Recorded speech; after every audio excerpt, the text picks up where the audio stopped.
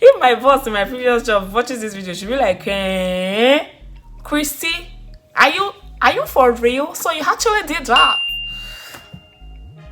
I'm too fine not to film this video. Now I'm babbling.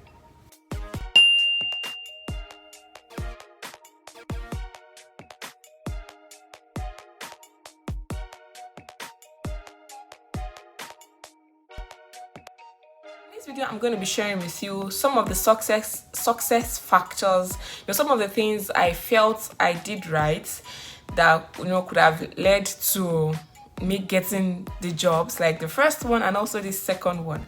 So let's get to this, guys. Welcome back to the channel, guys. So backstory, we got here and I think in 3 weeks I got an offer for my first job, and it was in a bank as a customer service representative. And then 6 months after, I ran away. It is ran away, they call it, because that was like really fast, 6 months, and then I applied and also got another job. So in this video, I just want to share with you some of the things I did that I feel like, because some of those things I also replicated to get my second job. And well, so let me also say here that these 2 jobs were not the only interviews I've done in Canada. So it was not like, okay, she did 2 interviews and she got 2 jobs. No, I've also done some other interviews that I did not get the job, even though I did some of the things I did in this video, but I'm not sure what happened. But I just want to share with you some of the things I did like exactly in the first job that I also did in the second one that I feel like helped me to get the jobs. I also state here that for these 2 jobs, I got both of them from Indeed, Indeed.ca. And I don't know, I think I've met a few people, like people that came after us, that, when we talk about jobs and all, I'll be like, Indeed is your best friend when it comes to searching for jobs. And it is not just because of any other thing, it's just because the 2 jobs I've gotten since I got here were from Indeed.ca, Indeed.ca. So the first thing you want to do is check on whichever site you want to check to look for the jobs that matches your experiences, the jobs you have experiences in. And most times what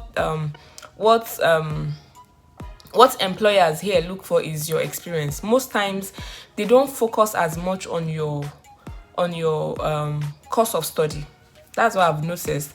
Most times they don't focus as much on your course of study, but they focus much more on what you have experience in. And you should look at jobs to see, okay, so these are my work experiences. Which job can fit into these work experiences? Which jobs can I do even with the work experiences I've had? You can decide to look for the same type of jobs you were doing, back from your country, or you can decide to, look for other jobs that still matches your job experiences, that matches your work experience. So the first thing you want to do is search on whichever site you want to search and look for jobs that matches your work experiences. And the next thing I want to do after sending my application is, for every resume I use for each application, I don't discard. I save my resume, like for each job I apply to. So when I'm attaching my resume to the company, I'll use my name. But when I'm saving on my own computer, I use the name of the company to save that resume. So that in case I'm called for interview, I can quickly, just easily go to that resume and see what are the work experiences. Of course, these are still my work experiences. It's just like there are some work experiences that are not relevant to some job, so I take them out. So I have like a resume for each job, so I can easily, once I get, say, an interview mail, an email or something to say you've been invited for a job interview, I just go straight to that resume for that job and I look at it to see, okay, so these were the work experiences I listed, and I get myself familiar with that resume, like, so that when I'm being interviewed, I'm not mixing up the job application for this company with the other one. Like, I know exactly what I said I could do in my resume, and that is what I'm focusing on, because when I was applying, I had looked at what they wanted, the strengths they were looking for in their job description, and that was, what formed my resume. So I look at I save my resume separately, and I look at it when it's time, by God's grace I get an email for an interview, I go back to that resume to look at it and just get myself familiar with that resume before the interview date. The next thing I do, especially after I get an email saying I've been invited for an interview, I read up about the company.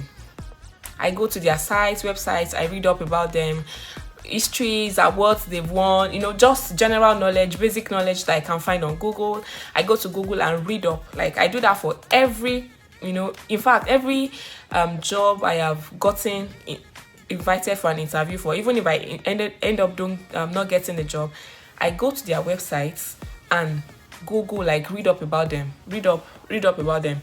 And this has helped because for both job I got that was successful for, during the interview, one of the first few questions was, what do you know about us?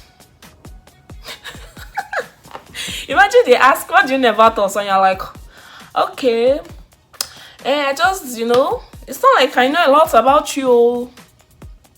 Or you're not saying something that is not what they do, because you don't know something about them and you don't want to say you don't know.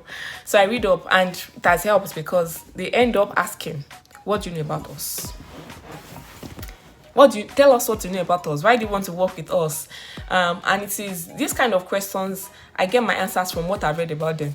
Some of the things they write about themselves is they promote team spirit, they like diversity, they my answers for this kind of questions, what do you know about us? Why do you want to work with us? I get from reading up about them on their website. Guys, one other thing I do, if my boss, I'm not sure she watches my channel, but I think she was talking about that I think she watches my channel. If my boss in my previous job watches this video, she'll be like, Christy, are you for real? So you actually did that? One other thing I do is, for every interview, they will write the name of, or maybe not, but for the interview emails I've gotten, they write the names of the people that you'll be meeting as your interviewers. So sometimes it's two, and for both jobs that I got that was successful for, it was two people that were to be interviewing me. I'll tell you about the second job. I ended up just being interviewed by one person at the second one, but for the first one I was interviewed by two people. Even though it was just one of them that was active, the other person was just observing, at the background. But I knew she introduced herself at the beginning of the interview, and I knew she was there. So it was two people, but it was one person that was actually interacting with me. The other person was so she introduced herself at the beginning, and then at the end she just told me bye and all that. So I knew she was there, but she did not ask me questions directly. So for all the for all the job I've gotten interview emails for, you will actually get, they will write the names of the people that will be interviewing you. So one thing I do, guys, is I'll go and maybe on LinkedIn, I'll go and look for them, search for their names. Or there was even one person I went to look for on Facebook. I went to look for this person on Facebook. Did I check for her? I didn't check her on LinkedIn. I went directly to Facebook. And the reason I do this is, if I'm able to, see the face of the person I'll be interviewing me before the day, it kind of make me feel familiar with the person. It kind of reduces how nervous I am. It doesn't feel like I'm meeting them for the first time. If I've gone to check them out on LinkedIn, your picture will be there. I'll read a few things about you, read where you have worked, read some, even the one I checked on Facebook, see your family members small, see how cute your husband is, see how beautiful your children are. But really, I do that, and it helps me it helps me with my confidence when I'm coming, because the person does not seem so much like a stranger. Search them on LinkedIn, look at their pictures, look at where they've worked, get familiar a bit with the little things they have shared on social media. And there's nobody I've actually searched for that I did not find. I'll find them somewhere on one social media platform, and I'll be able to get myself familiar with them. And it has helped me. I don't see you as I'm seeing you for the first time, I'm nervous. So at extent, I know you a bit. So it's like I'm meeting, the way we see, like, for example, some people know me on YouTube, but they've never met me before. So the day they meet me in real life, it's not like they are meeting me for the first day. There is this feeling of I've met this person before, even though you've not met physically. So that's the way I feel when I go search for them on social media and look at their faces, see their pictures, see a bit about them. It kind of makes me feel okay, this is not like a stranger when I eventually go for the interview, and it just helps me with my nervousness. I'm not so nervous during the interview. I hope that helps somebody. Oh guys, do you think that's creepy? Is that creepy? Is that creepy? Is it creepy? I don't think it is, but does it help I don't think it's creepy. I don't know, but that helped me. Something else I do. I know this one, we've, even in back home in Nigeria, they used to say it. Even here, a lot of people say it, but something I also do is prepare questions. Like, I'll write down questions I'll ask my interviewer. Like, write it down. I'm not thinking of I'll wing it when I get there. Or I'll write down questions, like I'll prepare questions. And the kind of questions I ask are questions that, especially for these 2 jobs I got, they were questions that made it seem like I was ready for the job. Like, for example, I asked questions like, are there parking spaces? I asked questions like, what are these things that would help me to be successful in this role? Like, and for most people, they are like people that have worked in the role you want to work before, or they are working with people that are. And for some of these interviewers, they've either worked in these roles you want to come into, or they are working with people in that role directly. So they know it's not like they are not just HR people. They are managers that would sometimes people you'll be working directly with. So they know what it takes to be successful in your role. So I ask them questions like, what are the things that will help me to be successful in this role? Are there parking spaces? Do you have, are there things you do to encourage team spirit in your workplace?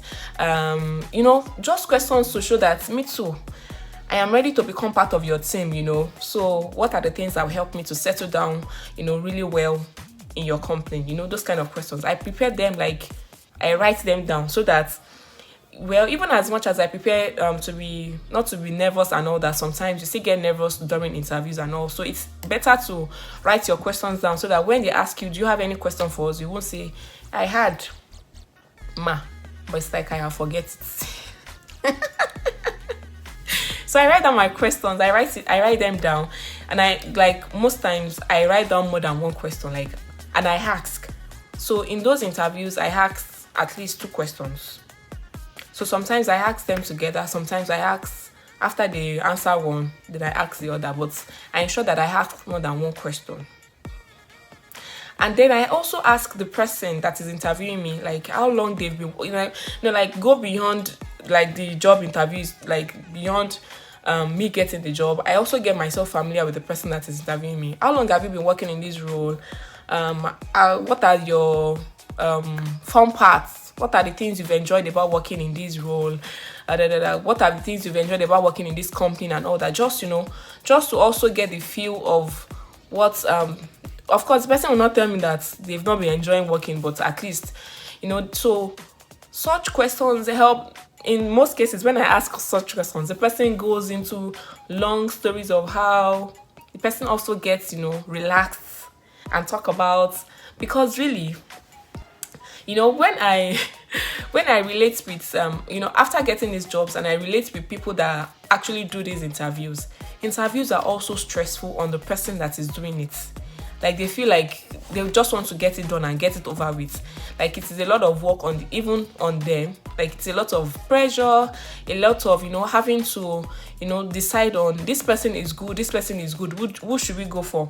So when I ask such questions, it also helps them to, get out of their head of being under pressure. They are able to talk about, like, free themselves, talk about, go outside the scope of what they've prepared for the interview, and just talk about how they've enjoyed the role, how they've been enjoying working in this company, and most times that question used to take a long time before they finish answering it.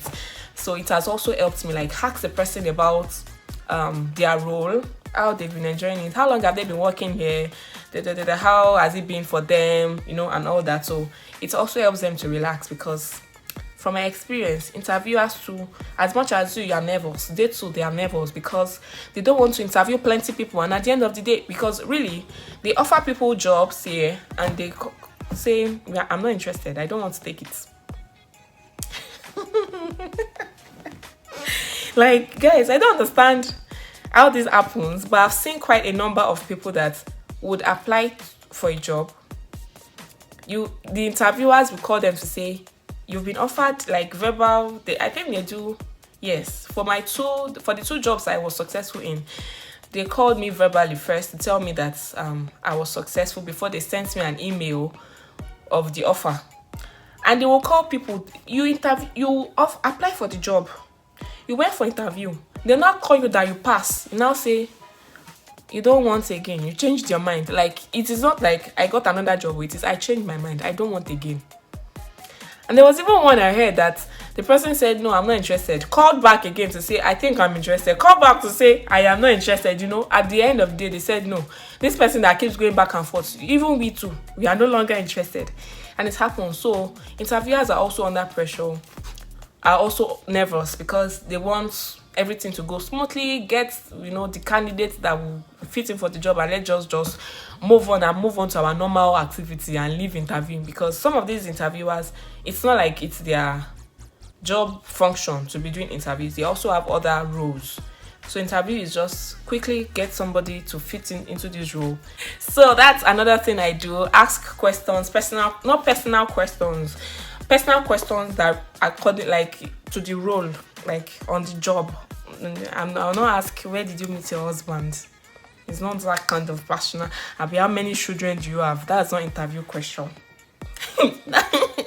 So that's another thing I do that I think helped me. So I can remember vividly for these two jobs I've been successful in. At the end of the interview, they would say, in case you have questions that you forgot to ask during the interview, they will give you an email. For those two, yeah, they gave me an email address that I could reach them on, in case after the interview, and I remember that, oh, I should have asked this question during the interview. I can send them an email to say, "I have this question, but I forgot to ask during the interview. Please take that email and, you know, write it somewhere or screenshot it." Because most times it is Zoom or Teams. It is Zoom. I've not had a meeting on Teams before. I think I've had one. I can't remember. But it is either Zoom or Teams, like a video interview. And most times they'll put the email address in the chat box of the Zoom meeting, or like they will type it somewhere. Screenshot it or write it out somewhere in case you will need it. And the reason I'm saying this is because for my second interview, I had my interview on Zoom. I think it was Zoom. And the person that interviewed me said, yeah, I said it earlier that it was supposed to be two people, but one person, sent excuses that she was sorry. Her apologies, not excuses. Her apologies that she was sorry, she was not going to be available. She had other things to attend to. So it was just one person that interviewed me for the second job. And then after the interview, she was like, okay, in case you have questions that you forgot to ask me during this interview, I'll share my email in the chat box. You can always send me an email to ask your questions, or even if you want to follow up with the process. Yeah, because the email is also to help you follow up with the process, to say, you said you were going to get back to me in 2 weeks. This is 3 weeks. This is 4 weeks. I've not heard anything from you. What is happening? So that's the work of that email. That's how this person wrote email in the chat box, and I copied it. I had this meeting on my iPhone. I copied it, like long pressed it and copied it. And because of course we're still in the meeting, still rounding off and all that. Okay.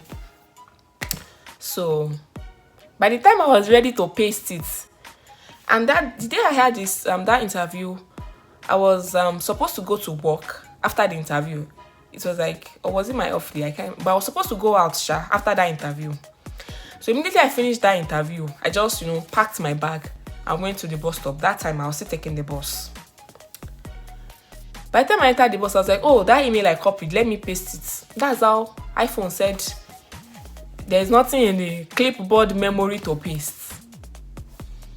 That email just disappeared. And because of the advices I've gotten from people, this is one other thing that helped me, hopefully, I think, in this second interview, is to follow up with the people that interviewed you. Like, send them emails to say, thank you for interviewing me. I enjoyed our chat. I appreciated the fact that you are enjoying working. Just recap some of the things that you discussed during the interview. Just, recap, touch them small, just so that the person remembers that, oh, okay, this person, she's still here. Looking forward to hearing from you soon. Those kind of emails, a few days after the interview, just to put yourself like, remember me, I'm still here, I'm still waiting for. That's how I did not find the email. So I went to their website to look for how they usually do their email. Like, what is their standard, their template? Oh gosh, that thing stressed me. And I got a template, and I was like, okay, well, thank God. But as I got the template, I was like, what if there's, for example, what if our name, because some of their names here, they use, they don't use the full names in their emails. I can decide to use Christy, like they can shorten their names in their emails and all that. So I said, okay, when I'm sending out the email, I'll blind copy myself at the name of the company.com, just to confirm that, because if my name in the name of the company.com doesn't exist, I'm not working there yet, that if the mail I send bounces, like says my own email does not exist, then I'll know that our own email is correct. Guys, the email did not bounce back. It did not say it was incorrect. I bet it was correct.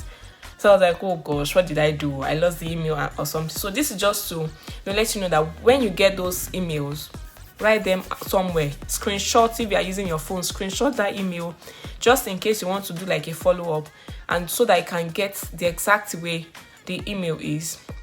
So one thing I did when I was not sure that this person that interviewed me, when I was not sure that our email was actually what I got, I went to look for the other person that was supposed to be in the interview. I went to look for her on LinkedIn. I don't have her email address. I went to look for her on LinkedIn and just sent her a message. Oh, I think I sent her the message the second day or the third day.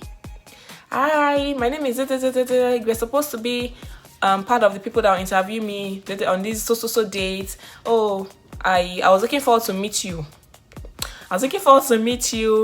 And I'm looking forward to work with you. So that's also like me telling her that even though you were not in the interview something, remember me when you're making decisions. So that also helps. Like, don't just do the interview and just be waiting until they get back to me, or until they call me back, or until I receive an email from them. As long as that place you interviewed with is a place you actually want to work with, follow up. Don't become a parasite. Like, don't become a pest that you are following up every 2 days. They will block you. They will block. They can block somebody on LinkedIn. They can block somebody. No, the essence of following up is not to become a pest, or don't become like a bone in their throat that they'll be like, what is it? What is happening? Just reminder, just that. And after that one, I said, I'm looking forward to work with you. She responded, oh, she apologized for not being there. Okay, we'll get back to you in a few, I think in 2 weeks or something. I did not go back to say, Alpha, you have not gotten back to me. I went back to the email address that sent me the interview invite for further follow-ups. I would not continue to follow up with somebody's LinkedIn profile. I think that is intruding on personal spaces. I don't know, but that's me. I won't do something that if somebody does to me, I'll feel like so those were the things I did. And one thing that I did first of all, before all these other things, is I pray. I don't know more than prayer. I don't know anybody. Father Lord, this interview, go before me. Make every crooked way smooth. Fill up every valley. Let them just love me. Let them see me and just fall in love with me. So I pray and then do all these other things I mentioned, and then, just put everything in God's hands. There's nothing that God cannot do. There's nothing impossible for God to do. So that's it for today's video, guys. Thanks for watching. I hope you got something from watching this video, and I hope you enjoyed watching. In case you did, please smash the like button. Smash it now. Thank you. And in case you know someone that will benefit from watching this video, please hit the share button. Thank you. And in case you have not subscribed, after watching this pretty girl talking to you about interview tricks and tips, is that what they call it? Tips and tricks. You have not subscribed, hit the subscribe button now. Hit the subscribe button and turn on the notification bell so you don't miss subsequent videos. Thank you for watching. Thanks for watching to this point. Until we see in the next one, have a beautiful life, guys. Bye.